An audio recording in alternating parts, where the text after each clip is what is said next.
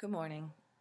I am Shirley Chu, and today I want to talk to you about stress. I want to talk to you about some of the causes or triggers, the effects on our total body, and some of the ways we can manage them. But first, let's define them.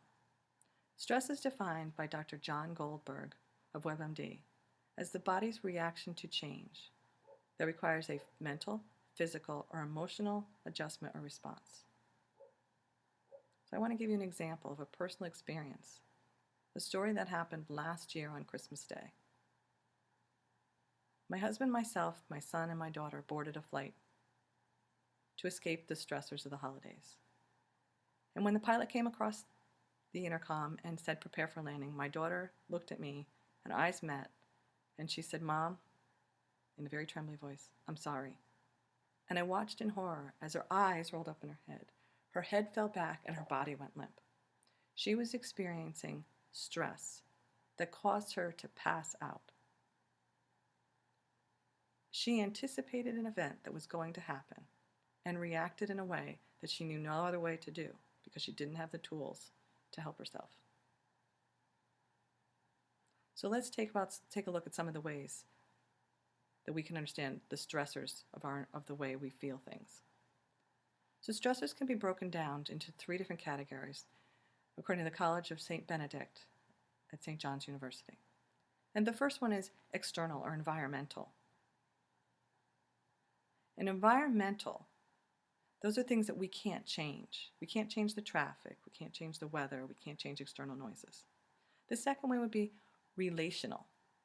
Relational is conflicts with other people in anywhere in an environment, whether it be school, home, family, friends.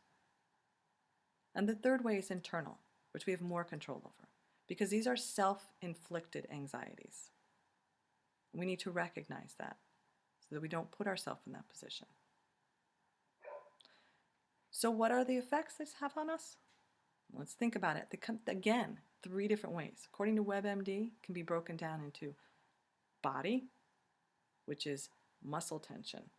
When we tighten up those muscles, we give ourselves headaches. Our chest gets tight, we can't breathe. We may get a stomach ache and have digestive problems. Or anxiety, more anxiety.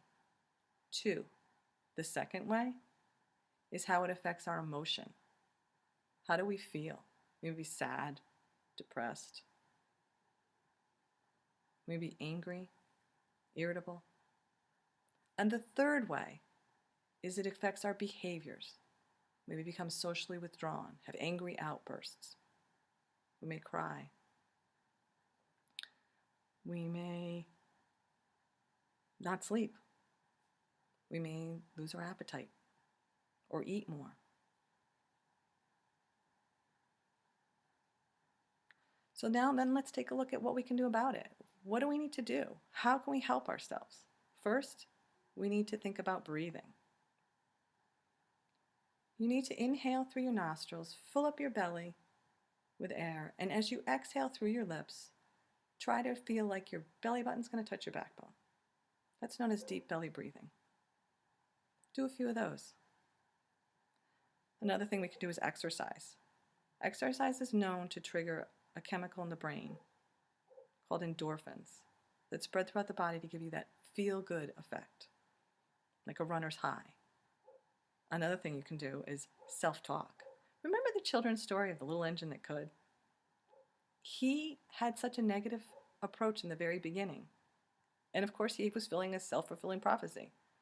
But when he changed his attitude and gave himself positive feedback of, "I think I can, I know I can, I know I can," he was able to accomplish that. Try that. You can also prioritize a list of things that you need to do. And put yourself on that list because you're important. Your health is important.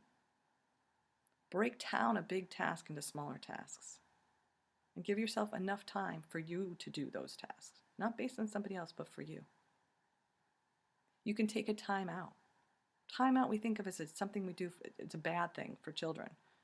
But what it really is doing is it's trying to get us to regroup so that we can do what we're being asked to do or what it is that we want to do.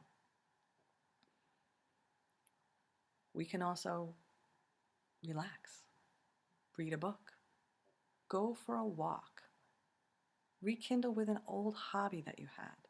Find something to do that makes you feel good about yourself. So to sum it all up together, what I've done is come up with an anagram, because it's a lot of information that I provided you with. And the thing that I want you to remember most of all, the first step is to breathe. And I'm going to use be instead of for bendable because it doesn't really fit, but be flexible. Let things go that really aren't important. Let the little things go. R, relax. Just relax. E, exercise. Get your body moving. Get those endorphins going. A, ask for help if you need it. People are out there that will help you. T, take a time out. Move yourself away from the situation. H, health. Your health is important, which is why you need to manage your stress. And E, exhale.